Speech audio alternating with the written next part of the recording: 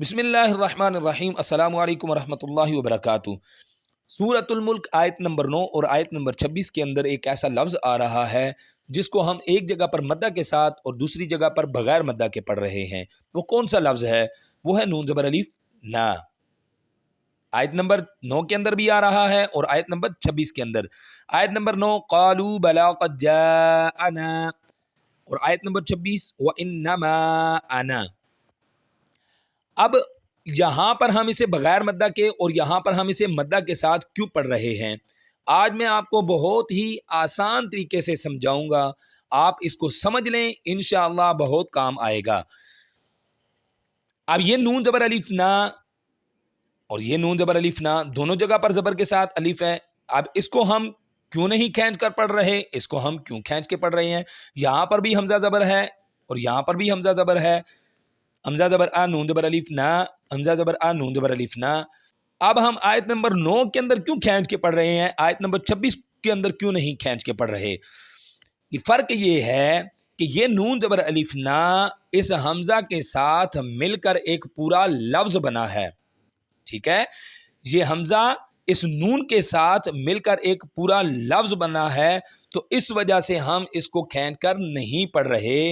آنا اس کا مطلب ہے میں، جبکہ یہ والا حمزہ اس نون کے ساتھ نہیں ہے، یہ حمزہ پچھلے کلمہ کے ساتھ ہے، جا کے ساتھ۔ جا ایک پورا لفظ ہے، نا ایک خود علیحدہ لفظ ہے۔ اس کا مطلب ہے قد جاءنا، تحقیق آیا ہمارے پاس۔ جب بھی جہاں کہیں بھی نون زبر الف نا حمزہ کے ساتھ مل کر ایک کلمہ بنے گا، علیحدہ سے ایک کلمہ بنے گا، جیسے یہاں پر نون زبر الف نا ہے، چاہے اس حمزہ کے ساتھ ہو چاہے اس حمزہ کے ساتھ ہو، ٹھیک ہے؟ دونوں طریقوں سے جہاں کہیں بھی جس جگہ پر بھی ایک پورا لفظ بنیں گے تو وہاں پر ہم نون زبر الف نا کو بغیر مدہ کے پڑھیں گے، آنا آنا نہیں کریں گے۔ اب یہاں پر یہ جو حمزہ ہے یہ پچھلے کلمہ کے ساتھ ہے، قد جاءنا۔ یہی نون دیکھیں آگے، نون زبر الف نا یہاں پر بھی ہے، نون زبر الف نا یہاں فکذبنا وقلنا، دونوں جگہ پر کھینچ کر پڑھا جا رہا ہے۔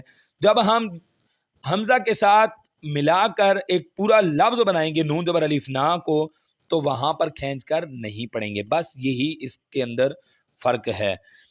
یقیناً آپ کو یہ قاعدہ سمجھ آ گیا ہوگا۔ اللہ رب العزت سے دعا ہے کہ اللہ رب العزت ہمیں قرآن مجید کو سمجھ کر پڑھنے کی اور اس پر عمل کرنے کی توفیق عطا